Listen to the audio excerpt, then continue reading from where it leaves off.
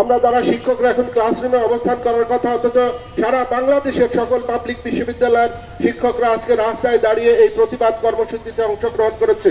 আমরা বিশ্বাস করি যে মাননীয় প্রধানমন্ত্রী শেখ হাসিনা 2015 সালে যেভাবে আমাদের বেতন স্কেল সংক্রান্ত অসুবিধাটা সংশোধন করে দিয়েছিলেন, তিনি সেই নির্দেশনা দিয়ে এটিও আমাদেরকে সংশোধন করে দিবেন। আমরা শিক্ষকরা ক্লাসে ফিরে যেতে চাই।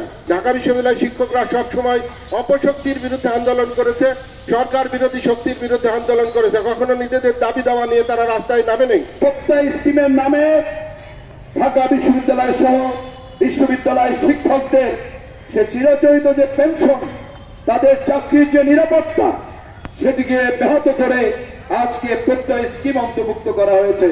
প্রত্যয় স্কিমটা কি? আমরা যে পেনশন পাই সেই পেনশন আমরা পাবো না।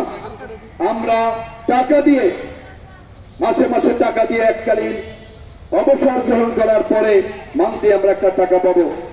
আমাদের শিক্ষকরা সারা জীবন চাকরি করে যখন এই ক্যাম্পাস থেকে চলে যায়, ওই পেনশনের টাকায় তারা একটি বাড়ি করে, তার একটি ফ্ল্যাট কেনে। 2023 সালের 23শে আগস্ট মাননীয় প্রধানমন্ত্রী যে 4টি পেনশন স্কিম ঘোষণা করেছেন, সেই পেনশন স্কিমগুলো এদেশের যারা এই পেনশন ছিলেন না তাদের জন্য করেছেন, এবং যে পেনশনগুলো প্রগতি, সুরক্ষা, সমতা এবং প্রবাসী এই নামে আমরা সেটা অভিনন্দন জানাই। কিন্তু আমরা হঠাৎ করে দেখলাম যে বিশ্ববিদ্যালয়ের শিক্ষকদের জন্য প্রত্যয় নামে একটি পেনশন স্কিম তারা আবার ঘোষণা করেছেন, যেটা কখনোই আগের তার সাথে সামঞ্জস্যিক নয়।